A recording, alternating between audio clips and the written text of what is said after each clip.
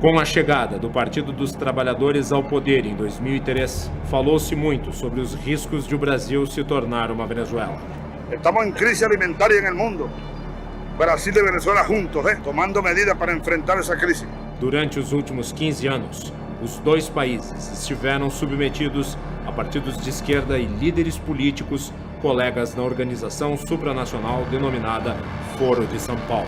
Quando tivemos a ideia de construir o Foro de São Paulo. É possível reconhecer aspectos de nossa história no país vizinho? Que elementos levaram a Venezuela a regredir tanto em seus indicadores econômicos e sociais?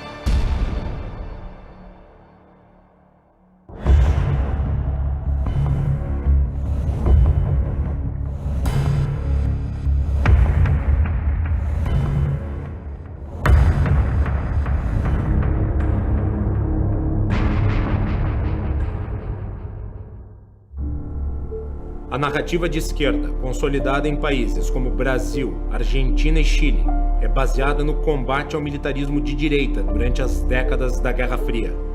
A Venezuela, por sua vez, não viveu uma situação como essa porque sua última ditadura se deu nos anos 50. Comandado pelo general Marco Evangelista Pérez Jiménez, o regime se assemelhava muito mais ao de Getúlio Vargas no Brasil e ao de Juan Domingos Perón na Argentina.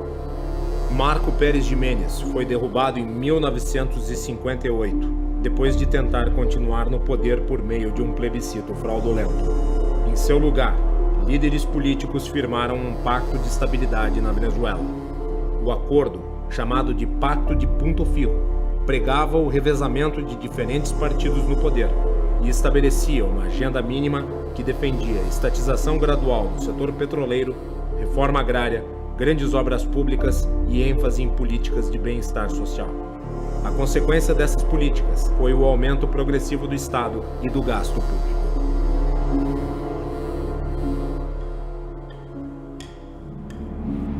Ao mesmo tempo, grupos terroristas de esquerda, como as Forças Armadas de Libertação Nacional, FARC, abandonaram as armas e passaram a traçar novos planos.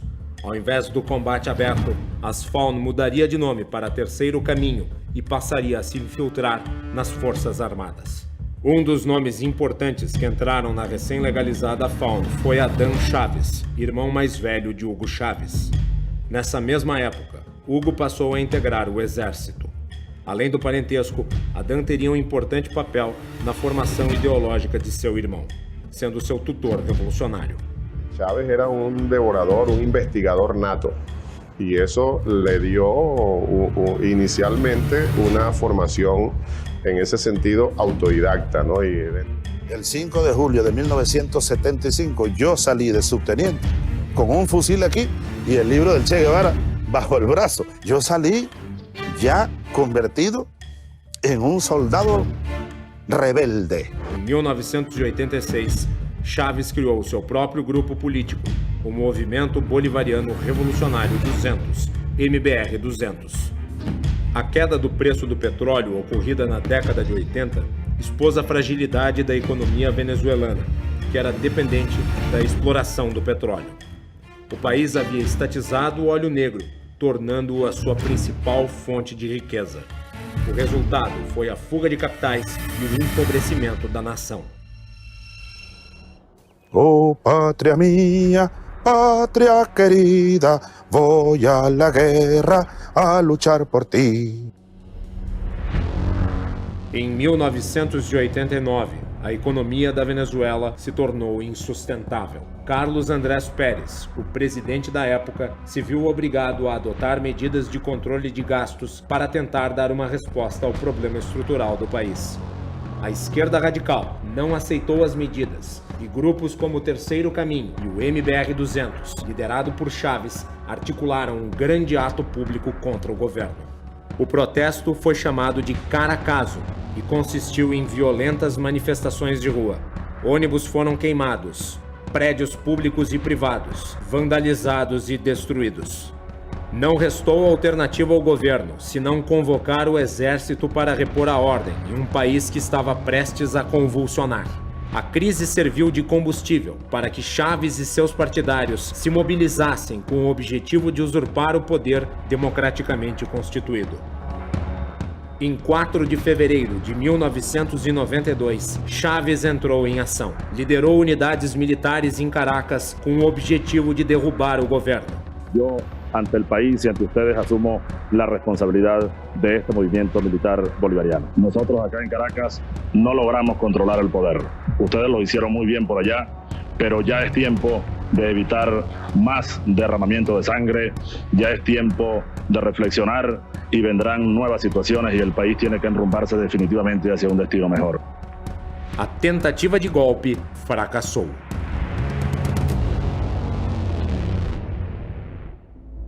Erros táticos levaram Chávez e seus colaboradores a ficarem encurralados e sem comunicação. O líder golpista ficou impossibilitado de transmitir as fitas pré-gravadas nas quais incitava a população a tomar as ruas em um levante. Após cumprir 2 anos de prisão por liderar o golpe, Chávez abandonaria a carreira militar e adotaria as novas fórmulas de dominação política prescritas e orientadas pelo Foro de São Paulo. Fundado por Lula e Fidel Castro em 1990, o Foro de São Paulo se tornou a Assembleia Estratégica da Esquerda Latina e tinha entre seus participantes grupos narcoterroristas. Companheiro da direção do Fórum de São Paulo, evitar parte da chegada da esquerda ao poder na América Latina pela existência dessa cosita chamada Fórum de São Paulo. Hugo Chávez fundou em 1997 o Movimento Quinta República, MVR, aliança partidária de esquerda que lhe daria suporte para disputar a presidência. Chávez foi beneficiado pelo descrédito da classe política tradicional e acabou eleito com 56% dos votos. Quando concorreu ao governo da Venezuela, Chávez tentou passar a imagem de democrata. Dicen que no es demócrata. ¿Usted está dispuesto a entregar el poder después de 5 años? Claro que estoy dispuesto a entregarlo, no solamente después de 5 años, yo he dicho que incluso antes, porque nosotros vamos a proponer aquí una reforma constitucional, una transformación del sistema político para tener una democracia verdadera, mucho más auténtica. Si, por ejemplo, yo a los 2 años resulta que soy un fiasco, un fracaso, o cometo un delito, un hecho de corrupción o algo que justifique mi salida del poder antes de los 5 años, yo estaría dispuesto a hacerlo. Ao contrário do que anunciou, uma vez no poder, passa a agir para reformar as instituições vigentes de forma a se consolidar no comando do país. Que sobre esta moribunda Constitución haré cumplir, impulsaré las transformaciones democráticas necesarias para que la República Nueva tenga una carta magna adecuada a los nuevos tiempos. Lo juro. Chávez decretou a realização de um referendo sobre a criação da Assembleia Constituinte. A população abraçou a ideia. A convocação foi aprovada por margem expressiva, mais de 70% dos votos. A Assembleia Constituinte, dominada por partidários de Hugo Chávez, redigiu a nova carta em 100 dias. O país passa a se chamar República Bolivariana da Venezuela. Na eleição da Constituinte, os apoiadores de Chávez conquistaram a maioria dos assentos. Um de seus planos era tornar a Câmara dos Deputados e o Senado em uma única casa. As contínuas modificações na estrutura política e institucional da Venezuela criaram um racha na população. Em 2002, mesmo com Chávez reeleito, a Venezuela se encontrava dividida entre 2 polos opostos. Em 11 de abril de 2002, manifestações contra e pró-Chávez se encontraram na frente do Palácio Miraflores. O caos se instalou e autoridades militares, contrárias ao governo, aproveitaram a oportunidade para tentar destituir Chávez. O movimento, desastrado e feito de improviso, acabou sendo derrotado poucos dias depois. Presidente da República de Venezuela, juro ante Deus Todo-Poderoso. Chávez voltou ao poder depois que milhares de seus apoiadores tomaram as ruas do país. Com o argumento de ter sofrido um golpe, Chávez acentuou o radicalismo de suas ações e de seu regime.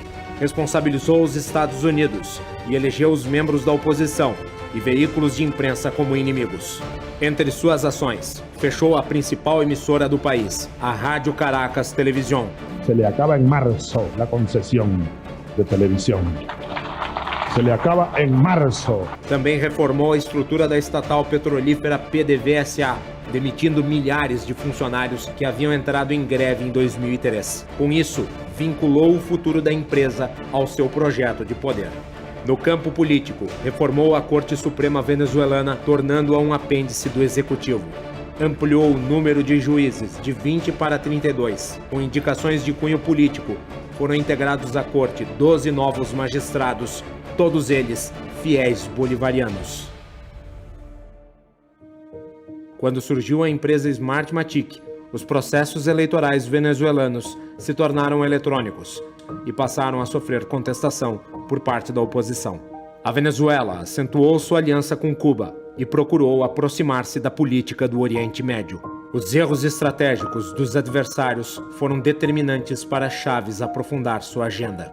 Partidos de oposição se recusaram a participar do pleito legislativo, acusando a eleição de ser ilegítima e fraudulenta. Seus líderes imaginavam que a ausência serviria para afastar o povo da votação, mas não foi o que aconteceu. O preço político foi alto. Sem representantes na Assembleia Nacional, os oposicionistas abriram caminho para que os bolivarianos tomassem completamente o legislativo. Em 2006, Hugo Chávez foi reeleito pela terceira vez com 62,9% dos votos. Prometeu criar o socialismo do século XXI. Chávez tinha o objetivo de ficar para sempre no poder. Para isso, modificou a Constituição, que passou a permitir a reeleição ilimitada para o cargo de presidente. Esta Constitución fue elaborada pensando en todos. Esta Constitución recoge el sueño de tener un país donde vivamos en condiciones de igualdad. Na medida em que Chávez acumulava poderes, a economia despencava e empresários e investidores abandonavam a Venezuela. A Venezuela passou a ter contínuas crises de abastecimento. Alimentos e produtos essenciais se tornaram escassos. A insatisfação contaminou a população. Foram organizadas marchas e paralisações. A resposta chavista foi violenta. Mas não foi só a situação da Venezuela que começou a se deteriorar. Ao mesmo tempo, Chávez enfrentava graves problemas de saúde. Em meio a disputas políticas, ele se isolou em Cuba para tratar um câncer. Reeleito pela quarta vez, não conseguiu comparecer à sua própria posse, em virtude do agravamento de sua doença. Hugo Chávez morreu em 5 de março de 2013. Foi substituído no poder por Nicolás Maduro, um de seus principais auxiliares. Na eleição para a sucessão de Chávez, o oposicionista de centro-esquerda, Henrique Capriles, tentou convencer o eleitorado, simpático ao chavismo, de que ele não representaria uma ruptura. Por margem mínima, Maduro foi eleito presidente em 14 de março de 2013. El candidato Nicolás Maduro Moros, 7.505.338, con el 50,66% de la votación. Novamente, o processo eleitoral, organizado pelo Smartmatic, sofreu acusações de fraudes. Capriles não reconheceu o resultado e pediu a recontagem de votos. Mesmo com a eleição contestada, Maduro prevaleceu. O apoio diplomático da União das Nações Sul-Americanas, órgão subordinado ao Foro de São Paulo, foi fundamental para lhe dar sustentação internacional. Apesar da vitória interna, Maduro passou a lidar com uma oposição crescente na Venezuela. Nas eleições legislativas de 2015, a oposição recuperaria a maioria na Assembleia Nacional. Tentando driblar os adversários do parlamento, Maduro convocou uma nova Assembleia Constituinte. Anuncio que en uso de mis atribuciones presidenciales como jefe de Estado constitucionales de acuerdo al artículo 347 convoco al poder constituyente originario para que la clase obrera y el pueblo en un proceso popular constituyente convoque una Asamblea Nacional Constituyente. A manobra não foi reconhecida nem dentro do país e nem pela comunidade internacional. Mesmo assim, formou-se um parlamento paralelo, próprio da ditadura, que passaria a funcionar como alternativa ao parlamento oficial. Foi em meio a esse clima que, em 2018, Maduro buscou sua reeleição. Obteve vitória contestada internacionalmente. As fraudes no processo eleitoral se avolumaram. Brasil, Estados Unidos e União Europeia não reconheceram a legitimidade de Maduro para continuar. O parlamento oficial também se recusou a prestigiar sua posse. E na Venezuela, o presidente Nicolás Maduro foi reeleito para um novo mandato de 6 anos, numa votação marcada por alta abstenção e denúncias de fraude. Maduro disse que essa foi uma vitória contra o imperialismo. Depois de 93% das urnas apuradas, ele foi declarado vencedor com pouco mais de 5.800.000 votos. O impasse se agravou quando Juan Guaidó, então designado líder da Casa Legislativa dominada pela oposição, se declarou presidente da Venezuela. Juro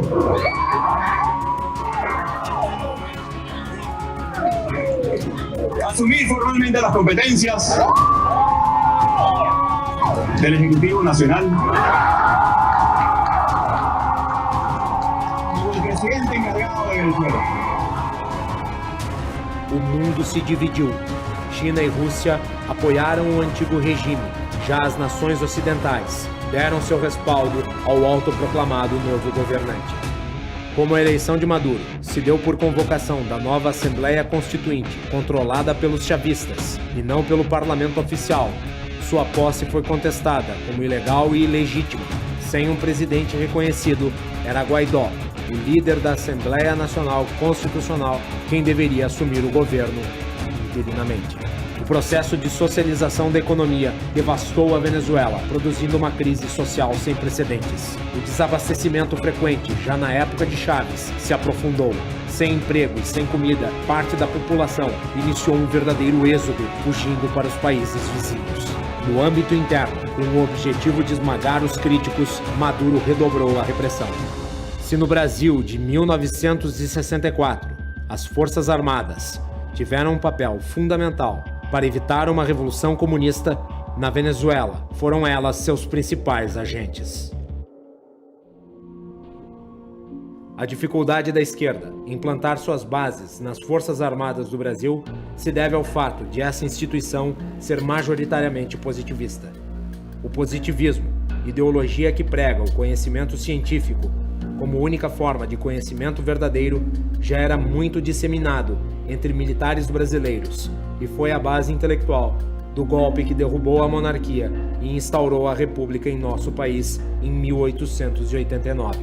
Com o fracasso da contaminação das Forças Armadas, a esquerda brasileira apostou na guerra cultural, que sempre foi desprezada pelos militares. A luta política passou a ser travada a partir do meio jornalístico e das universidades.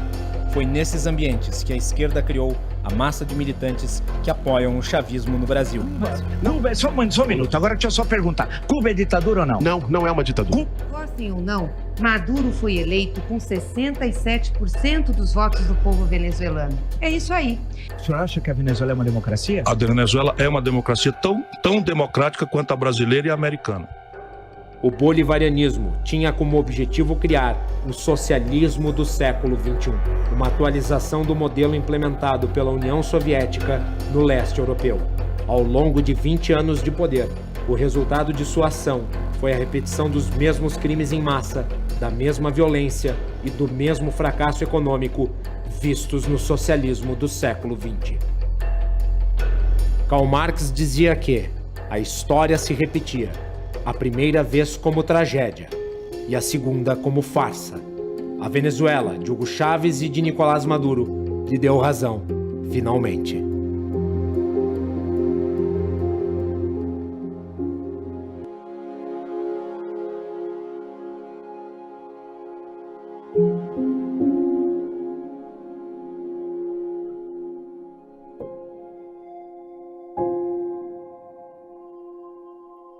Thank you.